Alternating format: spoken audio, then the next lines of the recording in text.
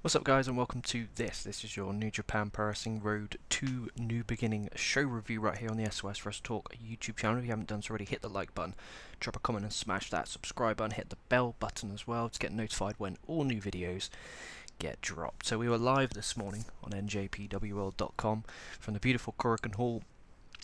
Shortly sold out, even the balconies were absolutely full, they were rammed. I didn't catch the full show. Going to be frank with you, I woke up, I went to watch it live on NJPW.com. It was live from 9:30am, I woke up at 10. Lazy bastard. And I watched the show from 10, so my first instance of this show was Show attacking El Desperado with the IWGP Junior Heavyweight Championship belt, unmasking Desperado, so we're building towards that as a championship match. That I'm all for.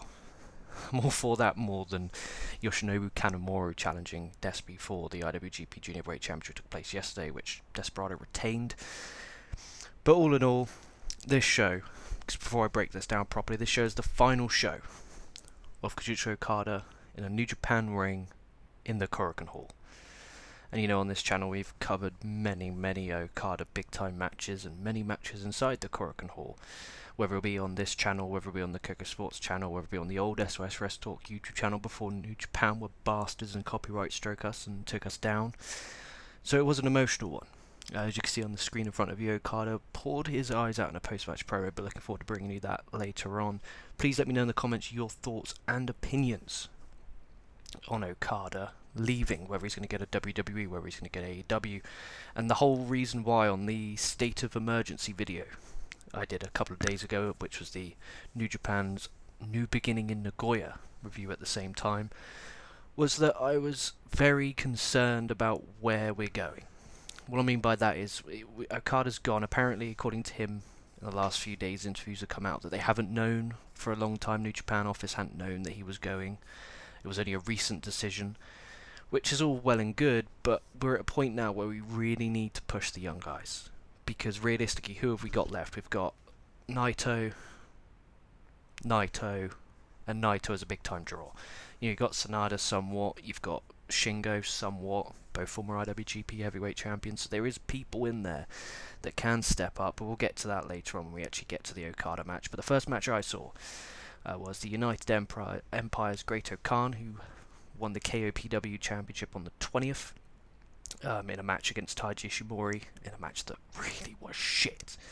Then we have Francisco Akira, Hanare, TJP, and Callum Newman against the Bullet Club New Dogs, which was Alex Coughlin, Clark Connors, David Finney, the IWGP Global Champion, Gabe Kidd, and Drilla Maloney. And that's another young guy whose contract is up and allegedly hasn't re-signed. Whether he has or not, who knows? It's all what the dirt sheets give you. But Maloney is a guy who I think he's in a size where he could be a heavyweight and believable, but also be in the junior division and it not be a problem. So from that standpoint, I really do hope he resigns. But these guys be building up to a big cage match. For the first time in 20 years, New Japan Pro Wrestling will be holding a cage match on February 11th. Will be United Empire against the Bullet Club War Dogs. Hanare and Kidd start this one off with some really good strike exchange. I'm hoping those two have a big time match sometime down the line. And this one, there was no tagging. It was just all 10. They were hitting their high spots. Everyone was so intense. It really looked like they hated each other. And this really did a good job of building up to that cage match that is coming up on February 11th. So I dug this one. Connors hit a nice spear which he built up for a while, and then a straight jacket DDT to get the win. Again, they'll be challenging on February the 4th for the IWGP Junior Heavyweight Championship against Catch 22, which is TJP and Francisco Akira. And then post-match, it was just non-stop brawling. War Dogs took out Akira, and then until Hanare came in with a chair. Absolute chaos. Very similar to what they did in New Beginning in Nagoya, building up to that cage match, and you know that's going to be Will Ospreay's final appearance. And I mentioned this again, sorry to go off on a tangent. I mentioned this during the New Beginning in Nagoya show, how if Okada goes to AEW, could that be the biggest fuckery of a relationship in the world? The AEW and New Japan working relationship. Imagine that. They would have stolen Jay White, stolen Will Ospreay, stolen Okada. This time last year, they were 3 of the 4 top stars in the company. Come February, we won't have Okada, we won't have Ospreay, and we don't have White. That is a absolute robbery if he does get away at AEW. I think it's a working relationship that you know, in the Forbidden Door, what's that going to be? We're going to see what, Naito versus Moxley, or Naito versus MJF, and then what? We're going to get the Ishis. You know, there's only so much you can do. So I think the Forbidden Door show this year, I think, is going to be a struggle, because who are the top guys that a Western audience are going to know? Apart from Ishii, Naito, maybe Shingo, maybe Sanada. Apart from that, they're not going to know anyone. But all in all, let's just get to Okada later on. This was a solid match, as I said. It built to that cage match, so I'm down for that. They made LIJs, Bushi, Shingo, and Tsuji against just 5 guys: Taka Michinoku, Taichi, and Yoya Yamura. Again, Yoya Yamura and Yota Tsuji, 2 of the young guys who will hopefully be stepping up in the absence of Kazuchika Okada. Because without Okada, and their problem is they haven't been building them very well. Like, they had a one-on-one match at Wrestle Kingdom 18. It was early on in the card. It was good to see them actually showcasing the younger guys. But besides that, they're really not doing much for these two, and it's really worrying. But saying that, we have got a full year. We have got a New Japan Cup. We have got a G1 Climax. We've got a Dominion. We've got chances to build these guys. I want Taichi versus Shingo in a best of 101 series. These two go out there and they beat the fuck out of each other every single time, and it's great to watch. This was decent, a good solid back and forth. The crowd all into it. Shingo got the win with a power bomb. Are we building Shingo as a next challenger here?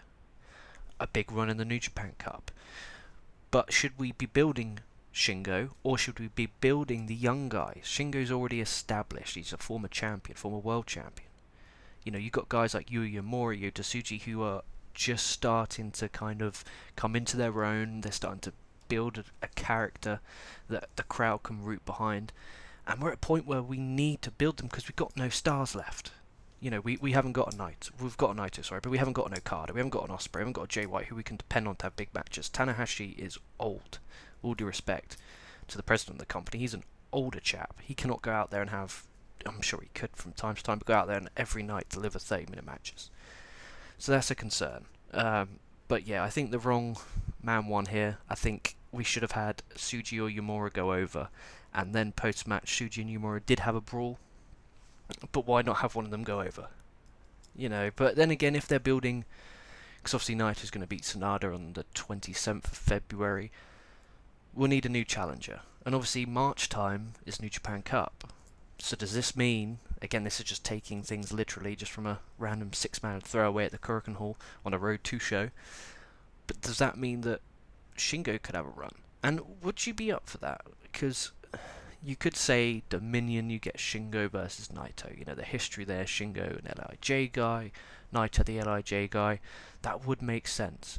But at the same point, in the New Japan Cup, you really want a Narita, Yamura, Umino, Tsuji, one of these guys to step up and really take it to the next level for one of these guys. And it's a big opportunity now of Okada gone. You know, before it'd be like, if we're in trouble, we can just put the belt on Okada. But we don't have that luxury anymore. But anyway, a respectable match, and they're building up Tsuji versus Yamura. And hopefully on one of the other New Beginning shows, they announce that they're going to do a big one-on-one match, and they can deliver somewhat of what Umino and Narita did in the main event of this show. That's the hope. You know, or in a first round match, we get Yamura versus Tsuji. That's again a possibility, but they have to do something with them. They really do. And it's concerning. It really is. But the fact they had the brawl post-match... that the crowd was somewhat into it. Just have to see where it goes. And then we had LIJs, Hiromu Takahashi and Tetsuya Naito, the IWGP Heavyweight Champion, against Doiki and Sanada from 5 Guys. Is it time? Is it time for Hiromu to move up to heavyweight? Wouldn't be difficult. You know, really, really wouldn't be difficult to move him up to heavyweight. You know, start challenging for that never open weight belt. Challenge Evil. Get that fucking belt off Evil. There's history there of Evil and Hiromu. That makes sense to me. I'll be up for that. And I want you all here and now to all get on your knees, not in a weird way. Put your hands together and pray. Pray for Naito's knees. That's what we need to do. Because Naito obviously coming out every night on these tours, doing these tag matches, building up to his title matches, he's one injury away, one leg tweak away from complete catastrophe. Naito goes, who we got? I mean, Naito at this point could be champion for 3 or 4 years before one of these guys is truly well established. Hopefully that's not the case, but it is a concern because he is an older statesman. He can still fucking go, but he's very, very injury prone, and it's very scary. This match obviously building up Naito and Sanada in the New Beginning in Sapporo. Doiki in this one hit this really nice tilt-the-whirl into a Northern Light suplex and then got a cradle pinfall victory over Hiromu. Hiromu was furious, he was apologising to Naito, he was smacking the mat. This was really good because you were building up Doiki. You know, when you look at that match, if I told you up next we got Takahashi and Naito against Doiki and Sanada, you're thinking, right, Naito gets the win, beats Doiki, builds up Naito and Sanada. So the fact they gave it to Doiki is really good, and hopefully they can then build upon this. Maybe he can get a clean pinfall victory over Takahashi one-on-one, and then maybe challenge Desperado for the Junior Weight Championship, because that's a division that's kind of not doing anything really. You know, we went from Despi and Yoshinobu Kanemaru, and now we're on to Sho. Do we have, and what the fuck is Yo doing? Fuck me. Oh, you know, and we've also got tag belts that kind of, we have 2 teams in the division. It's a very scary picture as the junior weight division. They really need to bring in a flux of guys that can really establish that division once again. And they've also obviously lost Kushida, he's gone to TNA. But yeah, good match. And hopefully Takahashi puts Doiki over on the way out. And then think Doiki could beat Hiromu, go on at maybe the anniversary show, maybe even the finals of New Japan Cup, and defeat Despi.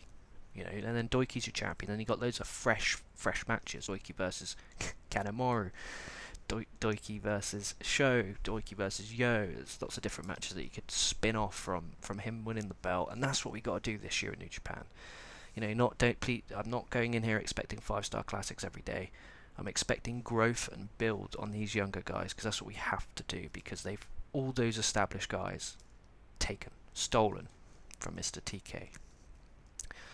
And then we had the never open weight 6-man tag titles. We had TMDK, which is Kasai Fujita, Mikey Nichols, and Shane Haste, taking on Chaos's Tomohiro Ishii, Hiroshi Tanahashi, and Kazuchika Okada. Oh dear. Oh dearie dear. The final Korakuen Hall match of one Kazuchika Okada. But you know what?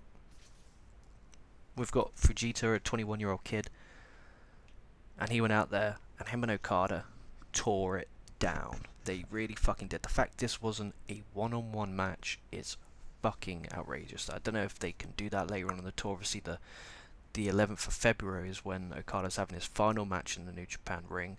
We'll be facing off Hiroshi Tanahashi. That does nothing for Tanahashi. It does nothing for Okada. But putting Fujita in there, Okada could win clean. But if you give them 25 to 30 minutes, they can go out there and Fujita can kind of build a fan base, get an audience, and grow his character. But those guys started off, Okada and Fujita with really good exchanges. Ishii then goes in and fucks Fujita up until Fujita just gives it back, and Ishii's just no selling it 'cause he's one bad motherfucker. And the crowd loved it. The crowd were really into this. And the whole night, it was a really good Korakuen Hall crowd, because they did get given some good wrestling to enjoy, to be honest with you. And that is a difficult crowd. You know, they can be quite quiet sometimes. This one was decent. Hayes got the hot tag. He looked great in this one. He looked, nothing against Mikey Nichols, but Hayes looked like he really stepped up. Really aggressive, lots of energy. The crowd dug it. Fujita though comes in, takes everyone out. It's a topic on Hilo to the floor. TMDK hit a tank buster for a great near fall. The crowd are screaming at this point. We then go back to Okada and Fujita. Fujita was kicking Okada like he's a young lion, and then Okada just decks him with one of the hardest forearms I've ever had in my life. Fujita then hits a deadlift German to Okada, which got a good near fall. Just really good back and forth between Okada and Fujita until Okada hit the Rainmaker to get the win. But that established Fujita. Like, Okada post-match went over, shook everyone's hand, didn't shake Fujita's hand obviously because he's a quote young lion and the way their system works. But that did a lot for him, because he took it to, 3 big time players in New Japan, took it to Okada, especially with Okada on his way out. I think this was perfect, absolute perfect booking for this. if you don't plan on having Fujita and Haste and Nichols run with the 6-man belts, there's no need for them to win the belts, because these can now be vacated. Whether we're done with these 6-man tag belts at this point, I wouldn't complain. It's quite a lot of fucking championship belts already. I really wouldn't mind if they just scrapped this all together. But as a whole, Fujita came across here as a major threat, is the best way, a mega threat, and something we can build on. And hopefully the audience were chanting him quite a lot, chanting his names. That's again something hopefully they can build. Keep on putting him in there with some good guys, maybe a good run in the New Japan Cup, something they can do. And then Okada post-match promo, he's in tears. We get no translation because Chris Charlton had COVID, which is a shame. The English commentator that was there, I thought, done a good job. I've really enjoyed him since debuting at Wrestle Kingdom 18. I think he's done a really good job on the English commentary. He's done solo on this one, and I thought he did a good job. But without even knowing what he said, you could feel the emotion. And he was pouring his eyes out, and he said he's been there for 17 years, and I haven't watched all 17 years. I've only watched 10 of those 17 years, and I've loved every second of it. So seeing him, even though, as a wrestling fan, I'll be able to see him wherever he goes, whether he goes to WWE, whether he goes to AEW, whether he goes to TNA, I still will be able to watch Okada. You still will be able to watch Okada. But at the same time, it's different because it's not in a New Japan ring. And that's something that, when I put New Japan on, I can always look forward to a cracking Okada match. Doesn't matter where they are. Doesn't matter whether it's a Road 2 show, whether it's a main event of Wrestle Kingdom. You can always rely on a good to great to fucking amazing. Like his matches with Kenny Omega. The eyeballs that brought to the promotion that had never seen it before. Something you could show someone who's not a wrestling fan and they could sit there and enjoy it. And it's just such a shame to see him go, but it makes sense for him to go. But if that's his final match in Korakuen Hall, at least he done Fujita a favour, and he gave him a lot. He didn't have to do all that he did, because he really did try his best to put Fujita over by mocking him as a young lion, and then him fighting back, showing that fighting spirit that the Japanese audience love.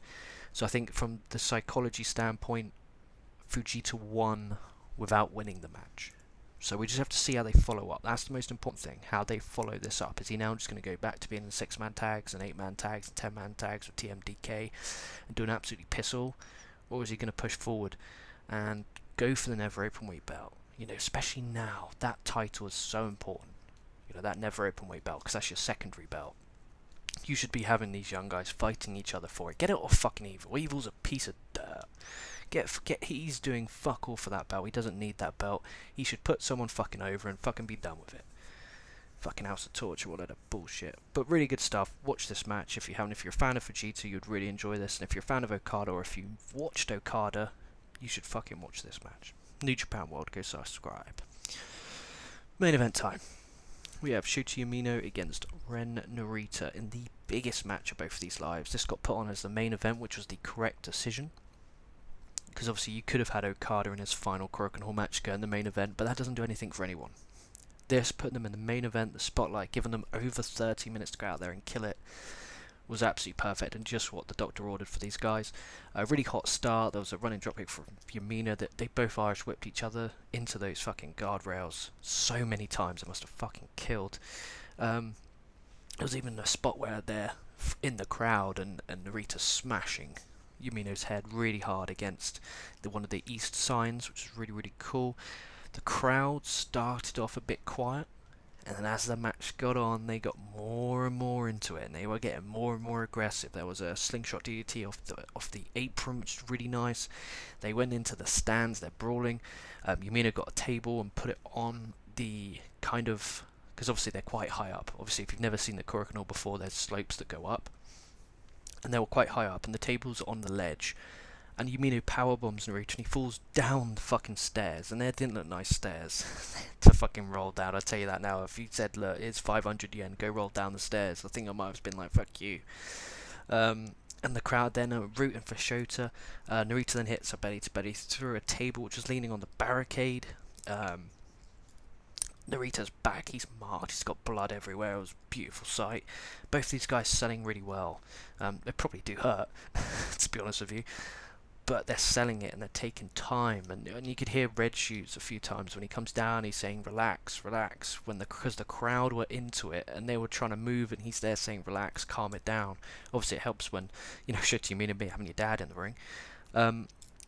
But again, they both just selling, and then Evil and Dick Togo came out, and then House of Torture came out, Red Shoes bump, and then fucking Desperado comes out, Tamatonga comes out, they're brawling, and then it's just back to Narita and Umino. The crowd are into this. He then hits a spinning Death Rider to get the win, he being Umino. Umino got the win here. These two gave everything they could. You really got to tilt your cap in a match where you're following Okada's final Korakuen Hall New Japan Pro Wrestling appearance. And they followed it, and they delivered. They absolutely killed it in a match that was so important. They both knew how important this is to get the Korakuen faithful behind them, and they did that. So all you can do is just tilt your cap. It was a really good match. Recommend everyone who will be continuing to watch and support New Japan in 2024 to give this match a watch, because this is the future. The future of New Japan Pro Wrestling. If that's the case, you could put that on a Wrestle Kingdom and you'd be happy. You really could. You could put that on a Wrestle Kingdom and you walk away a happy customer. So with that in mind, I'm going to give this show a win. Really good show. Helps being Okada's final, because obviously the emotion going in. Nothing wrong if you cried. Nothing wrong with that. I'll leave it to your imagination if I did.